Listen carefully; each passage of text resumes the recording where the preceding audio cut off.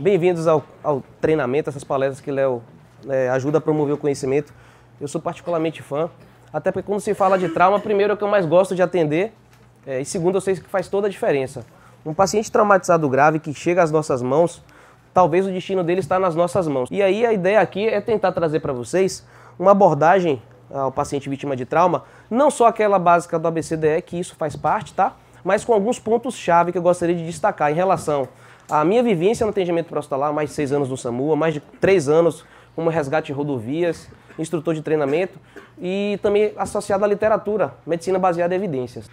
Quando a gente está diante de um paciente vítima de trauma, a gente já começa perdendo, até porque o paciente já está traumatizado. A ideia é que a gente, quando chegarmos no local de atendimento, um bom tempo já se passou. E é isso aí que a gente tem que acabar lutando contra, porque é uma luta injusta, de fato. Um paciente sobrevive a um grande trauma, ele tem uma possibilidade muito grande de morrer se ele estiver traumatizado grave, e isso pode levar questão de minutos. E a gente tem que fazer toda a diferença no nosso atendimento. Algumas coisas eu gostaria de perguntar, na verdade seriam perguntas que vão nos ajudar a conduzir a apresentação, e também se perguntem, como é que é feita essa abordagem, essa avaliação inicial?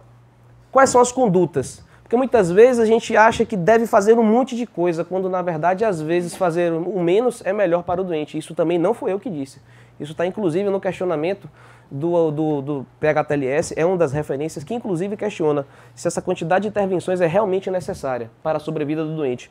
E eu, enquanto socorrista do atendimento pré-hospitalar, independente da minha categoria, qual é o meu objetivo na abordagem? Tentem se perguntar sempre isso. Pense o seguinte, quando ocorre um sinistro, qualquer evento, vai existir todo um fluxo de atendimento. Então o paciente se acidentou, vai haver um acionamento pelas pessoas que presenciaram o evento, na sequência vai haver o deslocamento da viatura, a equipe chega no local, a equipe presta atendimento. Então nesse contexto, muito tempo acaba se passando. E é contra isso que a gente tem que lutar, contra essa perda de tempo e principalmente se ela for desnecessária na cena. Porque ainda vai ter outro tempo, o tempo de deslocamento para um hospital de referência. Então toda essa dinâmica do atendimento nos faz investir muito tempo na cena. E aí vem aqueles conceitos, né? O período de platina, os 10 minutos na cena, o período de ouro, que seria o adequado que aquele paciente gravemente enfermo, né, por conta de um trauma, ele já tivesse no centro de trauma recebendo o seu tratamento definitivo. Então é contra essas variáveis que a gente tem que lutar. Existem várias lesões que matam o nosso paciente vítima de trauma. Infelizmente, nem toda ocorrência a gente chega no local e consegue realizar um atendimento, porque o paciente muitas vezes já evoluiu ao óbito. E a maioria das vezes são lesões como traumas contusos de alta energia, grandes hemorragias exsanguinantes, tem também a possibilidade de trauma crânioencefálicos muito graves e obstruções das vias aéreas. Então, às vezes, quando você chega no cenário de atendimento e o paciente já morreu, é isso que a gente encontra. Traumas de alta energia, grandes hemorragias, obstrução das vias aéreas e também traumas crânioencefálicos. Esse cidadão, às vezes, morre em questão de poucos minutos e quando chegamos na cena, isso já se perdeu.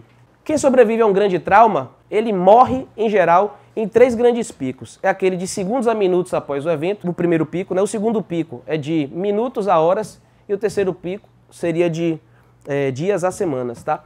Então a gente tem esses picos de mortalidade que podem fazer toda a diferença no atendimento. Agora pense o seguinte, se você está realizando o atendimento e o paciente que está nas suas mãos não morre, ele sobrevive quando chega a um centro de trauma, você acha que ele está tranquilo? Tem o primeiro pico de mortalidade, que ele morre muito, tem o segundo pico e depois tem uma lacuna, que é quando ele recebe o atendimento dentro do hospital e aí depois ele morre dentro do hospital. E às vezes esse terceiro pico é justamente o momento onde ele morre e, às vezes, condutas feitas no pré-hospitalar podem ter influenciado nesse óbito do doente. E é isso que eu gostaria que vocês começassem a pensar. Será que o que eu estou fazendo está trazendo impacto positivo? A gente, muitas vezes, vem repetindo condutas que nós aprendemos, às vezes, de orelhada, né? A famosa reposição volêmica. Eu já cansei de escutar isso desde quando eu era acadêmico. Não, paciente, você pode fazer volume, pode fazer volume, pode fazer volume indiscriminadamente.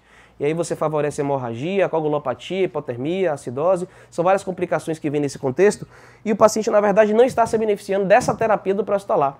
E aí ele morre lá, bem depois, por conta de uma complicação que foi iniciada, às vezes por uma conduta nossa. É isso que eu gostaria que a gente começasse a imaginar agora. Será que o que eu estou fazendo está tendo impacto positivo lá à frente? Paciente que sobrevive a um grande trauma, realmente, às vezes, a gente pode ficar em dúvida. Como conduzir ele? Nenhum paciente é igual ao outro. Esse atendimento simulado teve um desfecho. Talvez, se fosse um outro paciente, teria sido necessário fazer intubação na cena, O outro poderia ter sido necessário intubação dentro da ambulância. Nesse aqui eu nem intubaria. Depende de vários fatores. São tantos caminhos que a gente pode seguir. Depende do número de socorrista, os profissionais que estão na cena, os recursos que eu tenho, o tempo para transferir esse doente, quais são as lesões que ele tem. São tantas coisas que não dá para dizer, existe uma resposta pronta. Isso eu não tenho como passar para vocês. O que a gente gosta de trabalhar é sempre um grande eixo. Em cima deste eixo vão existir possibilidades. E a essas possibilidades que a gente tem que estar aberto. Por isso que quando o Léo pontuou assim, ó, você está focado na vítima, tal, isso está certo, isso está errado. Às vezes esse pré-julgamento nos faz enxergar muito o foco aqui deste cenário. Mas se a gente abre mais a mente, a gente pode considerar várias outras possibilidades. Uma coisa que me abriu muito esse chamado para esse tipo de situação, abrir mais a mente, foi quando eu tive no Rio Grande do Sul, em Porto Alegre, eu encontrei o Dr. Carlos Dornelles, foi o médico que atendeu na Boate Kiss. E Dornelles, ele, no primeiro dia, quando eu me reuni com ele lá, e não estava eu, estava uma grande quantidade de pessoas do Brasil todo, aí ele falou assim nesse cenário: pessoal, eu fiz o melhor que eu pude com pouco que eu tinha. Muitas vezes a gente vem com aquele pré-julgamento, né? Por que fez dessa forma? Tanto que hoje eu tenho uma brincadeira que eu faço na rua. Independente do paciente que eu estiver atendendo na rua, eu boto colar cervical. Porque se você não bota colar cervical, já vem um povo com 7 pedras. Não botou colar cervical. O cara levou um tiro no pé, bota colar cervical. Aí dentro da ambulância eu tiro, para não ouvir esse tipo de situação. Inclusive teve um vídeo que eu tinha publicado pelo SAMU, e aí alguém comentou assim: ah, demorou muito de botar o colar cervical. Aí eu pergunto, onde é que tem escrito que é obrigatório botar o colar cervical? Onde é que tem escrito isso? Muito pelo contrário, aí eu vou dar uma cutucada. Vocês sabiam que tem vários protocolos internacionais que não estão recomendando o uso indiscriminado de colar cervical? De rotina, muito pelo contrário, eles têm um protocolo específico. Quando colocar, eles mostraram que o uso precoce, indiscriminado, pode até agravar lesões, como por exemplo, fazendo a compressão da jugular, comprimindo, dependendo do posicionamento, até um vaso arterial com uma carótida e prejudicando a circulação cerebral. Ou seja, você está dando de graça uma lesão ao doente. Então a gente tem que pensar naquilo que estamos fazendo, não simplesmente replicar aquilo que muitas vezes alguém passou para nós. Sempre se questione se o que você está fazendo é realmente, de fato, verdadeiro. Inclusive, duvidem de mim, tá? Vou para o livro. E aí a gente tem que garantir a chegada desse cidadão no centro de trauma o quanto antes. O tratamento definitivo de qualquer paciente traumatizado grave é em um centro de trauma. E aí ele vai morrer, se ele sobreviver a um grande trauma de falta de oxigênio, hemorragias e também hipotermia. Quando você constrói o ABCD do trauma, tem uma ideia de que existe uma lógica nisso. Falta de oxigênio, hemorragias, ou seja, choque, e hipotermia são condições que matam o doente. Só que isso mata em momentos diferentes, tá? Eu vou conversar com vocês sobre isso um pouco mais à frente. Agora, o essencial é que a gente tenha em mente que eu devo organizar o meu atendimento. Existe a padronização, mas a organização do atendimento, ela é fundamental para que as coisas fluam de uma maneira mais lógica. No atendimento realizado aqui na simulação, nós fizemos o quê? Nós seguimos o ABCDE, voltamos, houve uma reavaliação, condutas novas foram necessárias, o paciente teve uma obstrução das vias aéreas, em algum momento a gente veio e modificou a conduta. É permitido o socorrista fazer isso. Inclusive, existe uma outra coisa importante. A gente aprendeu muitas vezes A, B, C. Pessoal, hoje a própria literatura reconhece que o atendimento ele pode ser simultâneo. Tem uma pessoa sobrando, alguém pode ir lá e controlar uma hemorragia externa. Isso aqui foi didático. Mas na vida real, pode ter certeza que ia ter uma outra pessoa ali fazendo o controle daquela hemorragia externa. E é isso que eu queria abrir a mente de vocês. Bom, a avaliação primária a gente já conhece, né? Esse é o famoso ABCD do trauma. A secundária, ela tem esses detalhes, são maiores, e por isso, de praxe, a gente costuma postergar o exame secundário. Não significa que os elementos dele não possam ser inseridos na avaliação primária. Como assim? Sinais vitais. Se vocês forem olhar, será que é melhor avaliar a qualidade ou a quantidade? Eu palpei o pulso está fino e rápido, pele pálida, fria e pegajosa. Pô, o paciente tem sinais de choque. Contar naquele momento a frequência cardíaca e mudar minha conduta? Naquele momento ali, não. Então existem coisas que podem ser adiadas, podem ser postergadas. Mas o interessante é que nem sempre todos os colegas têm essa mente, essa visão. Então a ideia é a gente começar a estabelecer uma linguagem comum, para que todo mundo fale essa língua. Eu não posso querer que todos os colegas estejam na rua, por exemplo, está um técnico de enfermagem, um condutor socorrista atendendo, de repente tem um paciente com sangramento externo importante, uma fratura de fêmur importante, aí está o colega querendo pegar pressão. Naquele momento isso não vai mudar a conduta, tem que priorizar o atendimento, não esses sinais, as minúcias do exame físico. Só para destacar aqui, a nova literatura ela já traz que a avaliação dos sinais e sintomas, alergias, medicações, o passado médico e aprendiz, a alimentação do doente e o evento são componentes da avaliação secundária. Mas algumas coisas são importantes e você pode puxar sim, não há problema nenhum em puxar essas informações para o seu exame primário. Lógico que isso não é rígido, a rigidez em todo o processo de atendimento fragiliza o atendimento da equipe. Uma coisa que eu escuto comumente, alguém aqui deve ter ouvido, deve ter falado, manobra de elevação a cavaleira está errada. Já? Me mostra um livro que diz isso escrito. Onde é que está escrito isso? Pessoal, tem situações onde só ela pode ser feita. Alguém já atendeu no espaço confinado? Escada, banheiro, ladeira, escombro. Tudo isso é local que muitas vezes você não consegue fazer o rolamento em 90 graus. A retirada vai ser na técnica que você melhor vai ajustar o paciente. Então quem escolhe a técnica não é você, é o doente. Porque a forma como ele caiu é que vai conduzir o nosso atendimento. Então, por exemplo, quando você coloca a mão esquerda na orelha esquerda, a mão direita na orelha direita, o lado para o giro do corpo é ele quem escolhe, porque ele caiu daquela forma. Quando o paciente aqui tinha uma lesão no membro inferior direito, o rolamento para o lado esquerdo foi por quê? Para eu não rolar sobre o membro lesado. Então, na verdade, eu me adapto às necessidades da cena. É isso que eu tenho que ter em mente. E quanto mais técnicas, mais habilidades eu detenho, melhor eu me porto no cenário, porque eu vou sempre ajustando as necessidades da situação. Uma coisa que eu tenho, assim, é básico para mim. Identificou um problema grave que ameaça a vida, ele deve ser tratado. Identifica, trata o problema. E lembra sempre de reavaliar o seu procedimento e o próprio paciente. O paciente estava com obstrução das vias aéreas, tratamento básico, manobra manual, Jackson desobstruiu manualmente. Beleza, avalia a cavidade oral. Tinha secreção, tinha um pouquinho, pô, Jackson ia ficar ali o tempo todo? Não, deixa eu passar uma cânula na faringe. O paciente estava inconsciente e permitia, ele aceitava. Beleza. Há uma capacidade de obstrução letal? Sim. Deixa eu ver se ela melhorou. Melhorou, os sons respiratórios melhoraram. Então, identificado um problema, feito o tratamento básico e reavaliado. Tudo tranquilo, posso partir para a próxima etapa. O que vai mudar é o quão invasiva é você. Tinha indicação de intubar? Indicação formal? Tudo bem. O momento, quando fazer, esse é o grande questionamento que a gente tem que fazer. Nem sempre a necessidade é imediata. E o APH, ele tem algumas diferenças do intra-hospitalar. Então, às vezes, eu vejo o colega dizendo assim, ó, esse procedimento não é para o pré-hospitalar. Onde é que tem escrito isso? Ele foi muitas vezes descrito para o intra-hospitalar. Mas existem algumas coisas que realmente estão lacunas, estão em grande interrogação, está em aberto. O que eu faço na cena? O que eu não faço na cena? E aí, meu querido, sabe qual é o problema? A gente não tem protocolo para tudo. Por exemplo, eu participei dos protocolos nacionais do SAMU, lá em Brasília. Mais de um ano, quase 2 anos de construção, eu fiquei no grupo de trauma, obviamente, que eu gosto. E aí a gente sempre questionava isso, tá? Manobra de Haltech.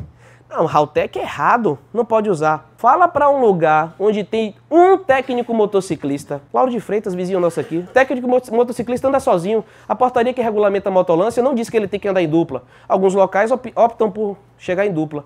Vamos botar que meu técnico de enfermagem chegue sozinho na cena, o cara preso às ferragens. Começou a situação ali, o paciente está começando a gravar. Ele vai fazer o quê? Vai ficar olhando? Não, tenho que esperar a ambulância chegar porque eu só tenho a técnica com 2 socorristas ou 3. E aí? Então a gente tem que dar instrumento para as pessoas trabalharem. E elas vão adaptando à realidade. Os protocolos locais vão ser construídos para isso. E tem que ser adaptado à realidade. Aí alguém chega assim, não se faz RCP em movimento. Fala com um colega que trabalha na ambulância lá na região norte. O paciente para durante o transporte da ambulância. A ambulância está lá. Não, tem que chegar na margem do rio para iniciar os procedimentos de reanimação. Então, assim, a gente tem que ter em mente que a realidade de cada situação nos traz um cenário completamente distinto que pode nos fazer mudar condutas. Bom, as vias aéreas vão exigir um manejo básico, muitas vezes, depois dos avançados. Uma coisa que se esquece muito é examinar o pescoço antes de posicionar o colar cervical. Não esqueçam de fazer isso. Existem lesões que podem ameaçar a vida e vão ser observadas no pescoço, então faz parte também da avaliação das vias aéreas. E a coluna cervical deve ser estabilizada. Não é colocar colar cervical. Paciente que caiu, uma vez eu peguei um paciente em surto psiquiátrico, tentou se jogar e caiu com uma estaca enfiada nas costas. Como é que eu transporto ele decúbito dorsal? Transporta como? E aí? Ventral. Bota o colar cervical e decúbito ventral? Não, vai como? Mãozinha estabilizando a coluna cervical, conversando, interagindo. Ah, meu paciente é obeso, é bem grande, ele não vai tolerar essa posição. Vai no decúbito lateral, você vai adaptar. CAD só usa em paciente estável. É sério isso? Já botou CAD de paciente estável? Com certeza. Paciente preso às ferragens, eu tinha tempo. A gente não tira o paciente das ferragens, tá? A gente tira as ferragens do paciente, deixar bem claro isso. Então, quando as ferragens foram retiradas do paciente, ele foi retirado muito melhor, com muita melhor técnica. Então, tome cuidado com as verdades absolutas. Um monte de coisa que a gente fala já mudou. E, inclusive, pode estar completamente inadequado nos momentos atuais. Oferecer oxigênio, aqui é o ponto crítico. Alguém já questionou, mas oferta de oxigênio é na letra B. Onde é que tem escrito isso? Porque é respiração e oxigenação. Tudo bem, se você quer a ponta do livro. Princípio básico, paciente vítima de trauma grave, ou tem hipóxia, ou se não tem, vai ter. Então vou prevenir. Ofereça oxigênio. Dá um presentinho. É o presente, é o plus que ele já ganha. A estabilização cervical, habitualmente a gente utiliza o colar. Existem outros dispositivos, tá? Que podem fazer esse papel, mas lembre que a mão é soberana. Botou as mãos, ela só sai do doente quando ele estiver completamente imobilizado em algum dispositivo, que não necessariamente é sua prancha rígida. E o manejo, pessoal, habitualmente deve ser escalonado. Mesmo que se exija uma conduta avançada, o básico vai ser sempre prioritário, e aí eu vou inserindo os recursos avançados à medida que isso for sendo necessário. E é isso que a gente tem que ter em mente também. Aí, Léo, aquela questão do oxímetro. E aí? Eu preciso sair contando no relógio quanto é que é a frequência respiratória, quanto é que é a oximetria do doente. Se eu cheguei na cena, está inconsciente, oxigênio. Se eu cheguei na cena, respirando rápido, oxigênio. Se eu cheguei na cena, está com sinais de choque, oxigênio. Aquele oxímetro na cena, está soltinho, não tem fio, botei. Tá, pode botar, pode. Não é errado. Mas naquele momento vai mudar minha conduta. Lembre que tudo que está sendo inserido lá vai ter que voltar. E as coisas se perdem, cria aquela bagunça. Eu costumo fazer isso, o mínimo na cena. É um cenário que eu não tenho controle. Dentro da ambulância, eu desligo o ar-condicionado, eu ligo a luz, eu tenho meu ambiente que eu posso respirar fundo, eu não tenho população inflamada. Eu tenho um controle no meu ambiente. E é isso que vai facilitar o meu atendimento. Então a avaliação, ela tem que ser o quê? Mais quantitativa ou qualitativa? Qualitativa, eu tenho que avaliar como é que está a situação. E para isso eu inspeciono o tórax, avalio o padrão, a qualidade da respiração, lesões externas. Palpação é também importante. A ausculta e percussão está até em destaque ali, porque fica mais para o profissional do suporte avançado, tá? Mas muitas coisas podem ser suspeitadas pelo próprio mecanismo do trauma. Então o próprio socorrista do suporte básico pode inferir lesões, tá? Um paciente tem um tiro no tórax, até que se prova o contrário, tem hemotórax e pneumotórax. Então o próprio mecanismo do trauma nos ajuda no componente da avaliação. Pessoal, esse aqui talvez para mim seja o momento mais importante, que é justamente falar assim, ó, se você tivesse que fazer uma pergunta para o seu paciente, uma única pergunta, se Deus lhe desse a oportunidade assim, ó, meu filho, responda uma pergunta. Antes de ele tornar-se inconsciente, seria qual? Seria a pergunta de ouro. Pensa assim, a pergunta de ouro. O que vocês imaginariam? E aí, tudo bem? Não, não tá tudo bem. A pergunta é de onde é que esse paciente está sangrando, que é o que mais mata ele depois que ele sobreviveu ao grande trauma.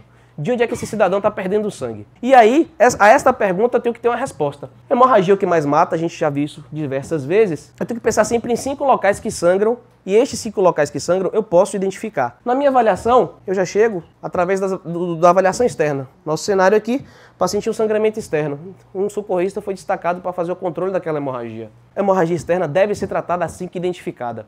É por isso que tem algumas coisas que às vezes até alguns livros trazem, e eu particularmente acho que a gente tem que ter uma consciência crítica. Por exemplo, ele fala assim, ó, o A, o B, o C você faz rapidamente.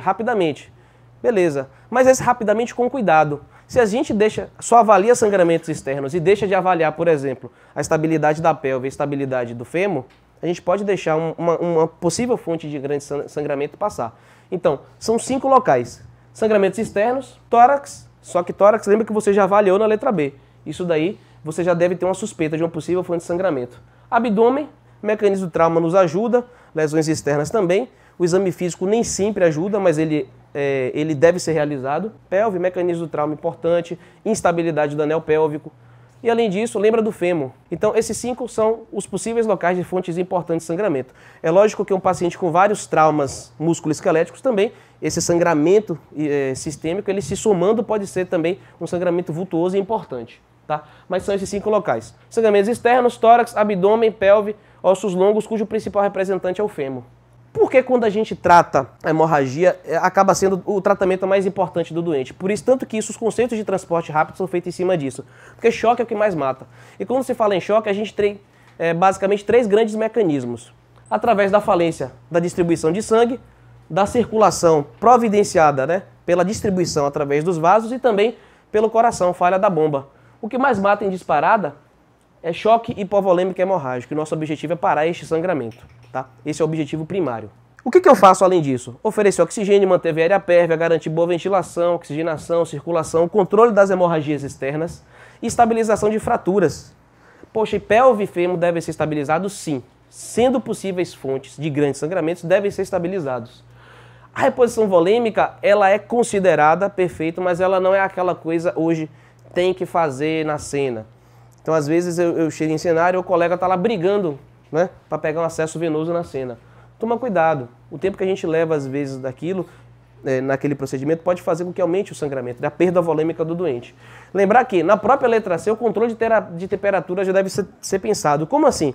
Ah, mas prevenção da hipotermia na letra E. Você chega na ambulância, vai desligar o ar-condicionado, vai posicionar a manta aluminizada. Mas qual é o reflexo da hipotermia no trauma? Ela reflete, um dos grandes eixos onde ela se reflete justamente na avaliação da letra C. E vou mostrar para vocês daqui a pouquinho por quê. Tomar cuidado, não chorem. Se você estiver diante de um paciente e não conseguir pegar o gel com 28, né? 14 de cada lado. Rapaz, eu achar uma pessoa para uma vez de 14 não é fácil. Imagine uma condição de estresse e o paciente já em choque hemorrágico. Então, alguns mitos têm que ser quebrados. Qual é o gel? O melhor possível. Põe um 18, faz volume, muito bem, obrigado. Se tiver um só, tá lindo. E se eu não conseguir nada? Aí você vai ter que tomar aquela decisão. Vou ficar brigando com a veia do doente? Tem que ver o que vai beneficiar ele. Sempre é isso. O transporte rápido é sempre a prioridade. E hoje o conceito que a gente tem que ter em mente é que existe a hipotensão permissiva. Esse conceito já temos, não sei se está livre a palestra, Léo, de hipotensão permissiva, acho que foi do Congresso 2.0, não foi? Se não me engano. A de hipotensão permissiva, assim, foi uma aula que foi construída com muita pesquisa, tanto que eu boto várias referências. Aquela questão de fazer volume em excesso está associada à maior mortalidade do doente. Ponto. Eu vou destacar alguns pontos aqui, porque eu julgo esse ser talvez a mudança maior de paradigmas, quebrar aquilo que foi construído durante a nossa formação. E o transporte rápido, pessoal, é a principal situação que vai mudar o desfecho da morte do doente. A tríade letal, ela pode vir junto com essa hipotensão, essa reposição volêmica agressiva. Aí, para vocês lembrarem, tem uma brincadeirinha que a gente pode fazer. O chá da morte, né? O chá da morte significa a coagulopatia, a hipotermia e a acidose, que são situações que podem ser potencializadas por vários fatores, entre eles a reposição volêmica agressiva. Então, a isso tudo a gente tem que ter atenção. Ah, mas o paciente não morre agora, de coagulopatia, hipotermia e acidose. Perfeito. Na nossa realidade aqui, talvez lá no sul, a hipotermia talvez seja um pouco diferente. Mas enfim, esses três elementos a gente muitas vezes não enxerga ele no pré-hospitalar. E aí onde é que vai acontecer? Nos picos de mortalidade, lá no terceiro pico, horas a dias após o evento. E é isso que eu gostaria de mostrar para vocês, entre outras coisinhas. Bom, quando se fala em alteração neurológica, a gente vai a TCE. Eu vou olhar lá o sinal de Guaxinim, otorragia, fundamentos, sinal de Bata, sangramentos por cavidade nasal, cavidade oral. Beleza. Mas é só TCE que faz alteração neurológica? Inclusive, a principal causa de alteração neurológica na emergência é o quê? É hipóxia. O paciente está agitado na cena, hipóxia. Segunda causa, hipóxia. Décima causa, hipóxia. Num contexto de TCE, obviamente que você pode considerar o TCE aí até um pouco mais à frente. Mas o próprio TCE grave, com rebaixamento de nível de consciência, que vai levar ao obstrução das vias aéreas superiores, pode estar associado também com a hipóxia. Outras condições que devem ser avaliadas. Será que o paciente acabou de convulsionar? Será que o paciente está sob efeito de droga? Muito comum, final de semana, interior, sem capacete, poxa, e aí? Ih, rapaz, o cara está sob efeito do álcool, prejudica completamente sua avaliação neurológica. E quadros psicogênicos, recentemente eu até atendi um. O cidadão caiu e passaram como um TCE grave, paciente rebaixado, o colega da básica chegou e pediu apoio. Quando eu cheguei lá, a cena não tinha uma cinemática importante, capacete sem deformidade, queda em baixa velocidade, nenhuma lesão externa, a magnitude do evento não foi grande. Fiz a avaliação, o ABCDE todinho, e o paciente estava com o nível de consciência rebaixado.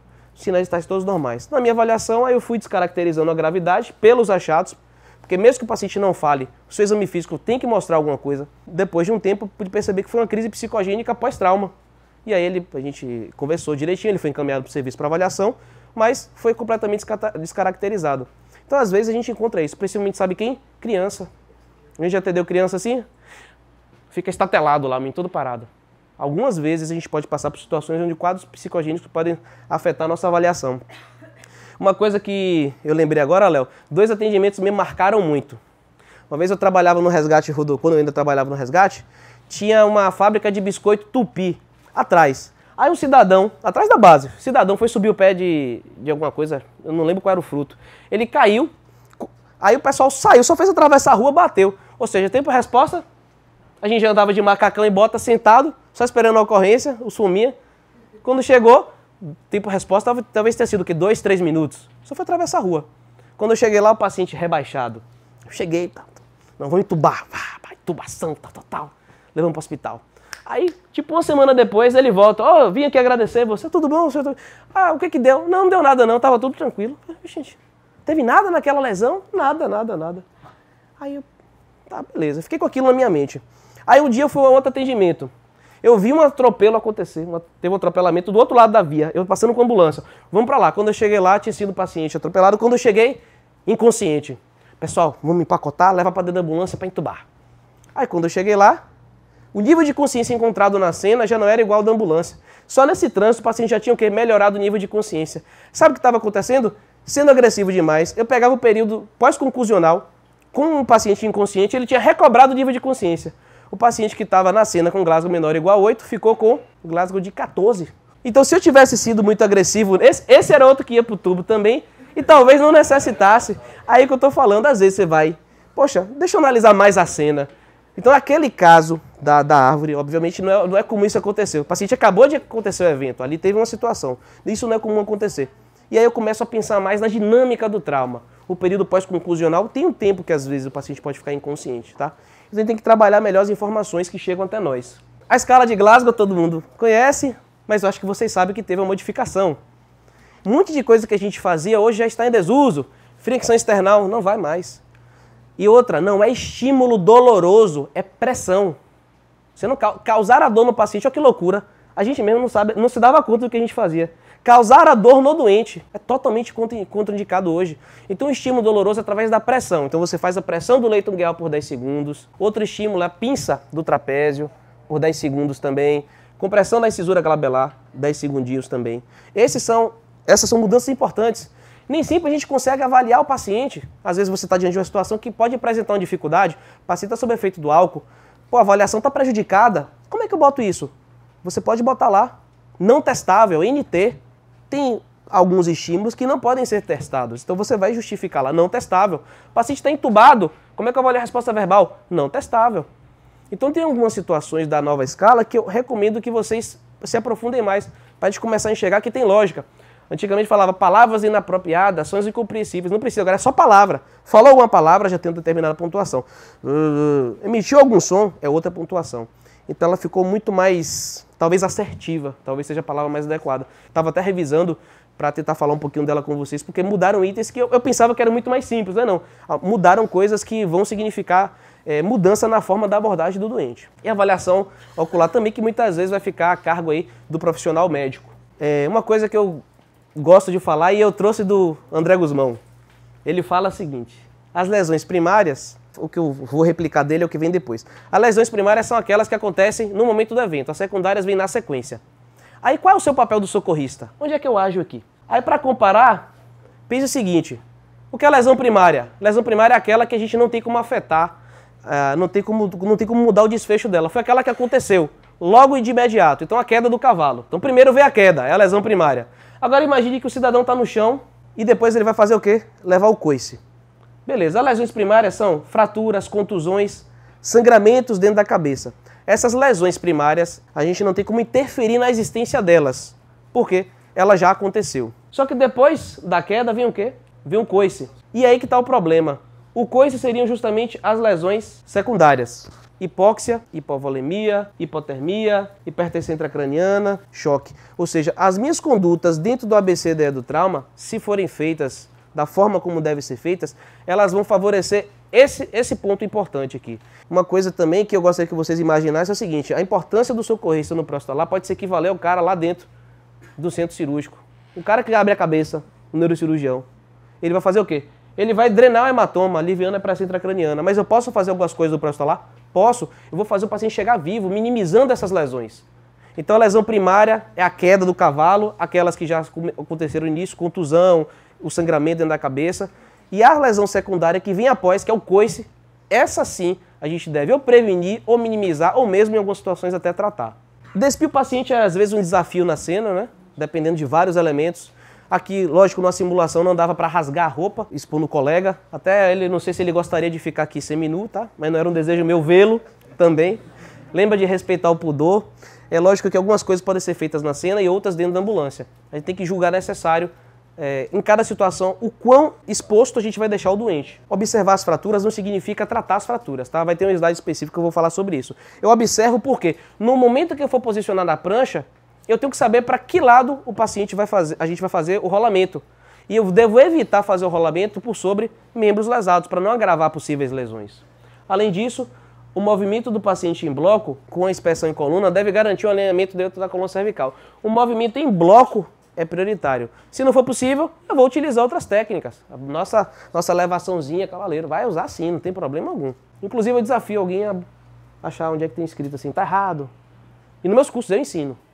Ensino as duas técnicas, a elevação vertical e a horizontal.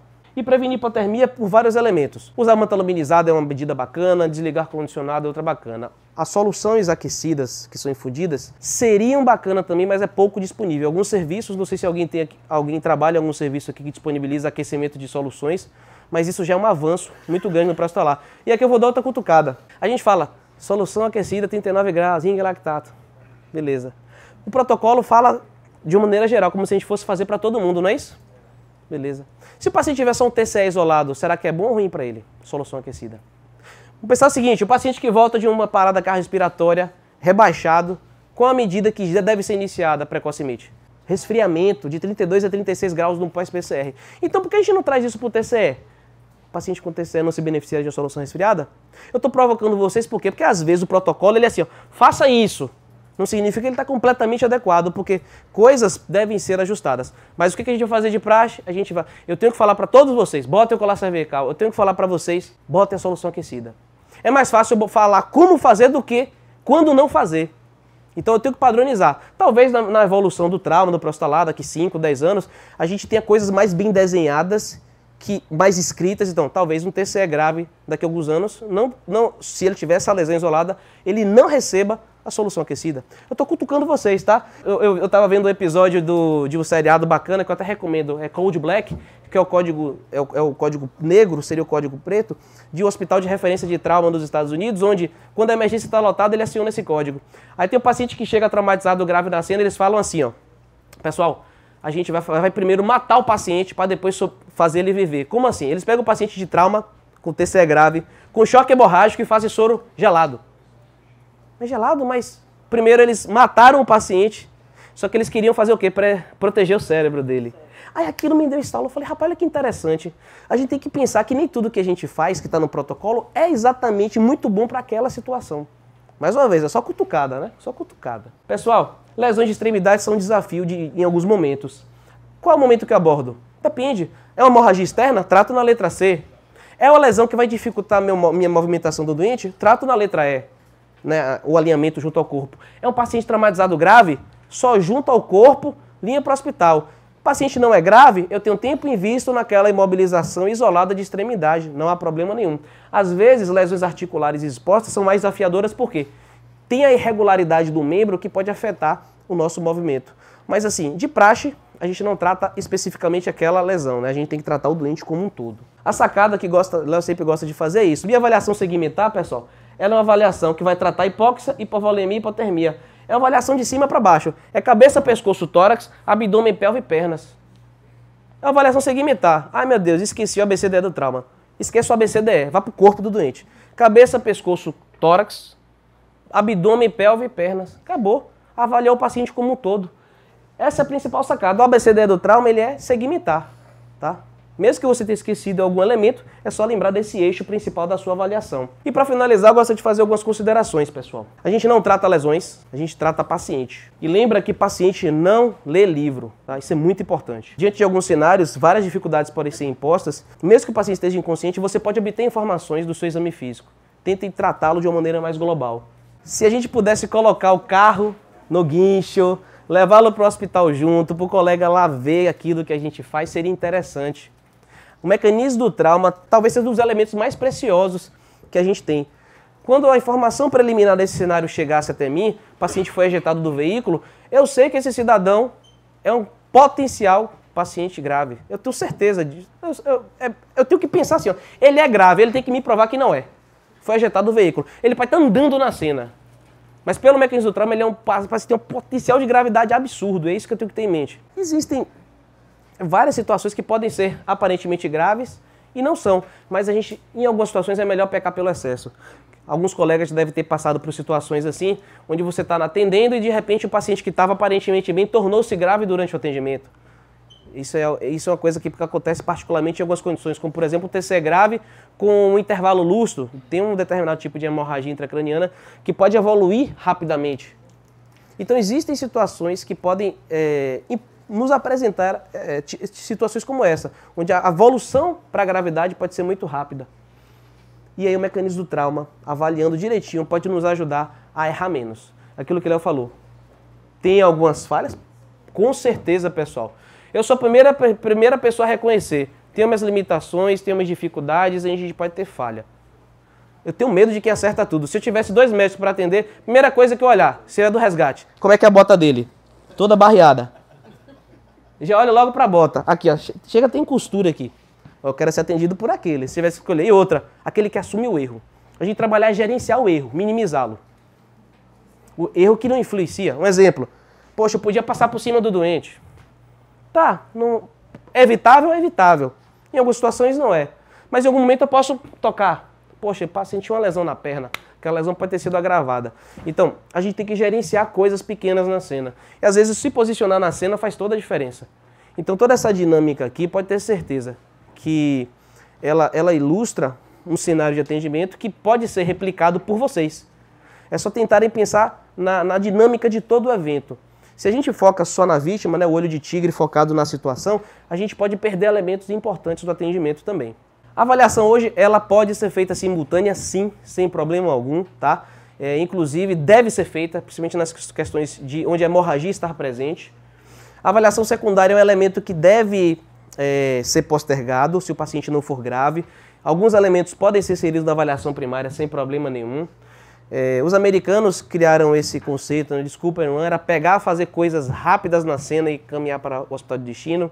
Já vem um outro conceito que é fazer o stay and play, fica e brinca na cena. Isso é mais do francês, que tem as unidades avançadas com médicos na cena, é a realidade deles. Mas será que a nossa realidade tem um desenho de um atendimento adequado? Aí o cara chega assim, poxa, às vezes tem colegas de outros estados aqui, a unidade de suporte avançado fica a 100 km de onde eu estou. Será que dá para investir muito na cena ou é melhor pegar e transportar rápido? Não sei. Não existe resposta pronta. Cada realidade vai ter o seu cenário, né, as suas dificuldades que vão fazer com que as decisões sejam tomadas a cada situação. Não adianta. A gente tem que sempre pensar em cada cenário em específico. Será que fazer tudo é realmente necessário? Ou será que eu preciso fazer pouco e às vezes esse pouco é o necessário? É aquilo que o Léo tinha falado, né? Poxa, quanto mais tempo, mais experiência, mais estudo a gente vai tendo, talvez menos invasivo. Mas menos invasivo significando a sobrevida do doente. Esse é o objetivo final. E os princípios e as preferências? Fazer o que é necessário, respeitando princípios, adaptando à situação. O que eu devo fazer? Acima de tudo, não causar mais danos. Aquele último princípio de ouro. Pego ele e jogo na frente de todo mundo. Acima de tudo, não causar mais danos. Tá? Como é que eu faço isso nesse cenário? Usando essa técnica, minha preferência, minha prioridade. Então, pessoal, simulo o maior número de técnicas possíveis. Esse talvez seja a melhor orientação que eu posso dar. Eu pode ter certeza. Quando você achar que tá bom pra caramba, vem um paciente lá e pá! Vai dar um tapinha na sua cara. Acorda, rapaz. Tem muito ainda a aprender. Eu tenho medo daquelas pessoas que dizem que sabe tudo. Inclusive, pode ter certeza. Eu adoro quando o aluno faz uma pergunta que eu não sei responder. Que me cutuca também. Eu cutucando vocês me cutucam, eu vou atrás. Vou procurar saber. Questão da avaliação da escala de Glasgow mesmo. Eu não tinha me atentado que estava na hora. Quando eu estava fazendo essa apresentação, eu falei, poxa, já foi atualizado, deixa eu dar uma olhada. Na hora que eu olhei, eu pensei que era coisa, besteirinha. Eu falei, não, é muito mais do que aquilo que eu achava. Então a avaliação mudou completamente o meu olhar sobre a avaliação neurológica hoje. Então a gente tem que ter em mente que a atualização constante é necessária. Tá? E a repetição.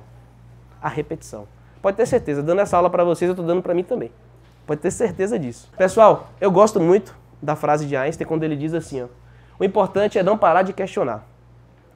Questione a si mesmos, aos instrutores, aos professores, a quem está ali no papel de multiplicador do conhecimento. Que às vezes a verdade está sendo dita agora, ela já não é mais verdade, já mudou. E é isso que eu gostaria de compartilhar com vocês hoje. Ok? Muito obrigado.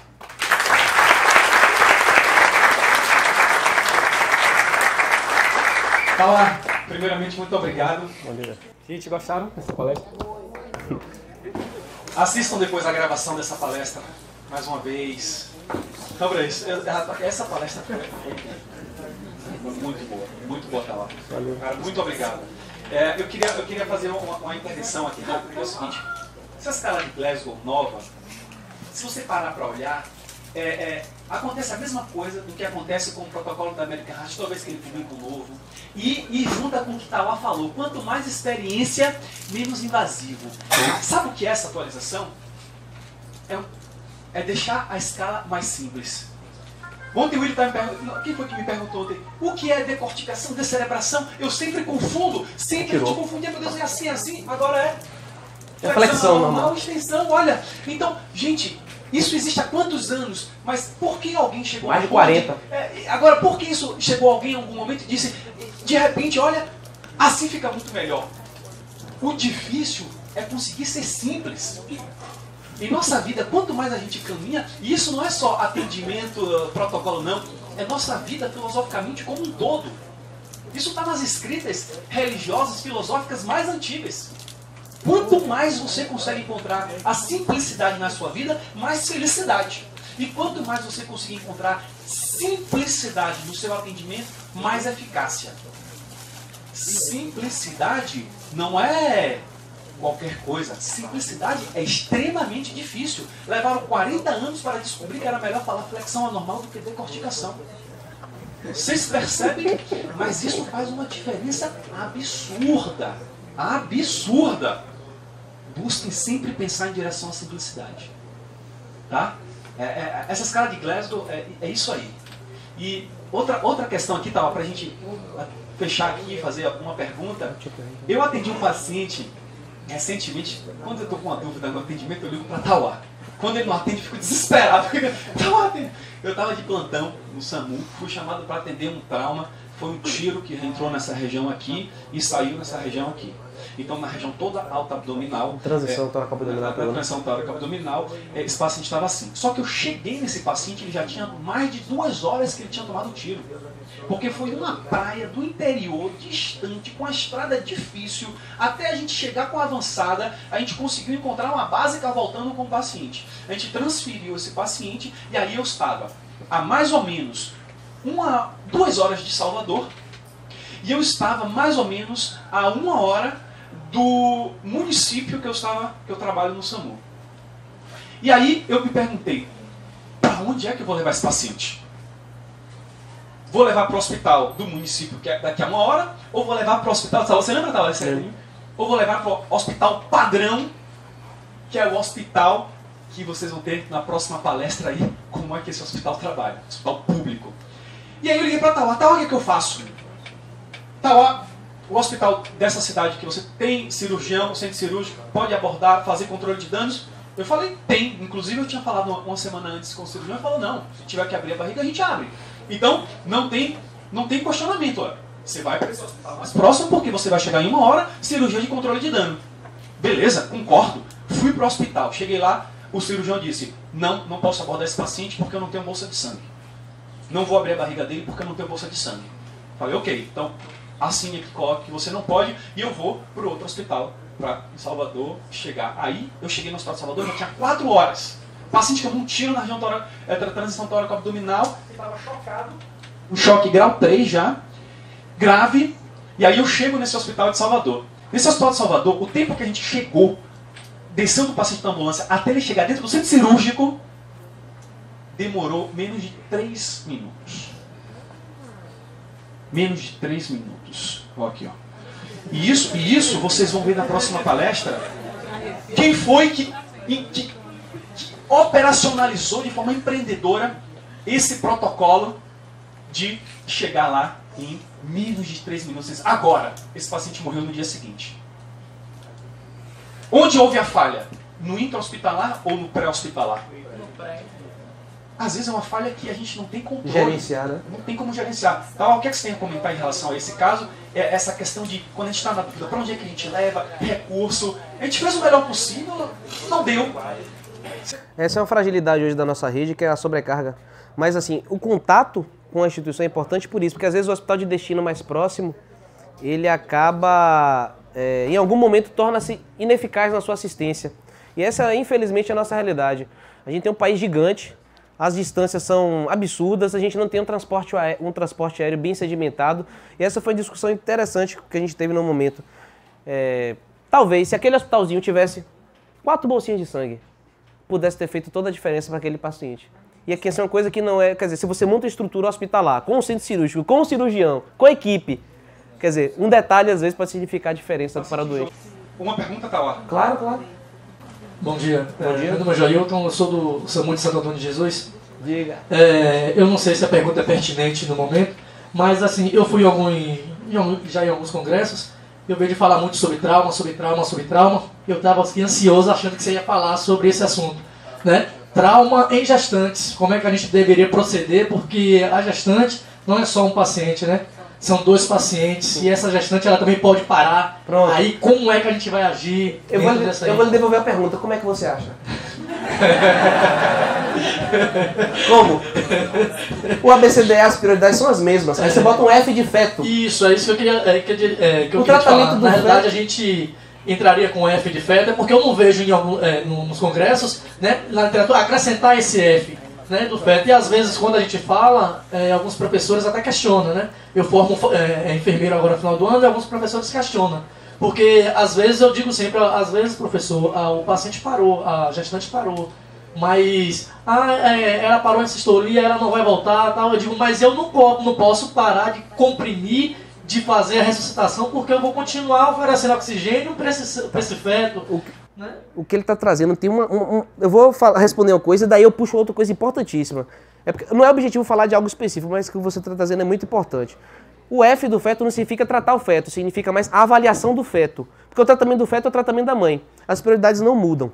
O que vão ter particularidades do atendimento. Por exemplo, em geral, no último trimestre da gestação, a gestante vai ter aí quase 50% de volemia a mais. Então ela compensa muito bem até apresentar-se de uma maneira em choque, de uma maneira mais grave. Só que o feto já está sofrendo antes. Pronto. Então considerar precocemente o oxigênio pode ser importante para garantir uma boa oxigenação do feto.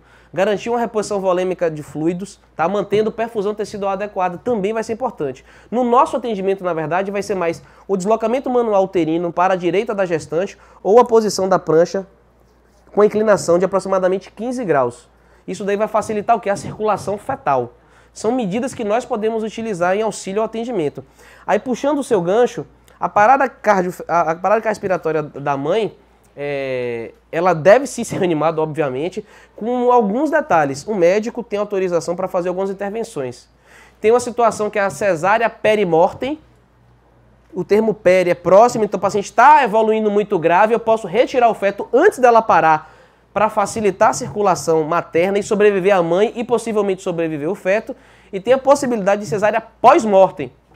Nem todo livro discrimina isso, tá? Mas eu fui a fundo na literatura, até material estrangeiro, material argentino muito bom, eu li sobre isso.